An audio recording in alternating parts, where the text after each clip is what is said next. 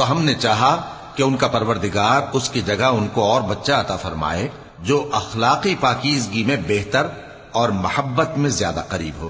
اور وہ جو دیوار تھی سو 2 یتیم لڑکوں کی تھی جو شہر میں رہتے تھے، اور اس کے نیچے ان کا خزانہ دفن تھا، اور ان کا باپ ایک نیک آدمی تھا۔ تو تمہارے پروردگار نے چاہا کہ وہ اپنی جوانی کو پہنچ جائیں اور پھر اپنا خزانہ نکالیں۔ یہ تمہارے پروردگار کی مہربانی ہے، اور یہ کام میں نے اپنی طرف سے نہیں کیے، یہ ان باتوں کی حقیقت ہے جن پر تم صبر نہ کر سکے۔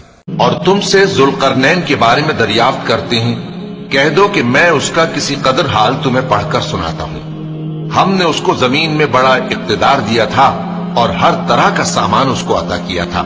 تو اس نے ایک سفر کا سامان کیا، یہاں تک کہ جب سورج کے غروب ہونے کی جگہ پہنچا تو اسے ایسا پایا کہ ایک کیچڑ والے چشمے میں ڈوب رہا ہے، اور اس چشمے کے پاس ایک قوم دیکھی۔ ہم نے کہا ذوالقرنین، تم ان کو خواہ تکلیف دو خواہ ان کے بارے میں بھلائی اختیار کرو، دونوں باتوں کی تم کو قدرت ہے۔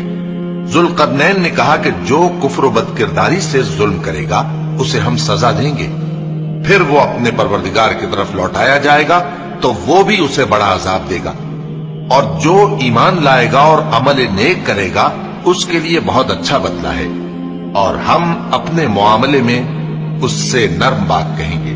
پھر اس نے ایک اور سامان سفر کیا، یہاں تک کہ سورج کے طلوع ہونے کے مقام پر پہنچا تو دیکھا کہ وہ ایسے لوگوں پر طلوع ہوتا ہے جن کے لیے ہم نے دھوپ سے بچاؤ کی کوئی اوٹ نہیں بنائی تھی۔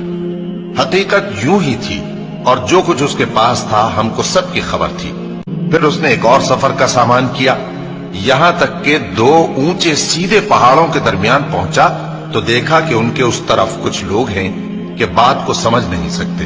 ان لوگوں نے کہا کہ اے ذوالقرنین، یاجوج اور ماجوج اس علاقے میں فساد کرتے رہتے ہیں، بھلا ہم آپ کے لیے خرچ کا انتظام کر دیں کہ آپ ہمارے اور ان کے درمیان ایک دیوار کھینچ دیں۔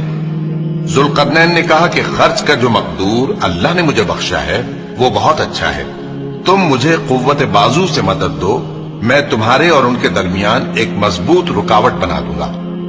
تم لوہے کے بڑے بڑے تختے میرے پاس لاؤ۔ چنانچہ کام جاری کر دیا گیا، یہاں تک کہ جب اس نے دونوں پہاڑوں کے درمیان کا حصہ برابر کر دیا اور کہا کہ اب اسے دھوکو، یہاں تک کہ جب اس کو دھونک دھونک کر آگ کر دیا تو کہا کہ اب میرے پاس تانبا لاؤ کہ اس پر پگھلا کر ڈال دوں۔ پھر ان میں یہ قدرت نہ رہی کہ اس پر چڑھ سکیں، اور نہ یہ طاقت رہی کہ اس میں نقب لگا سکیں۔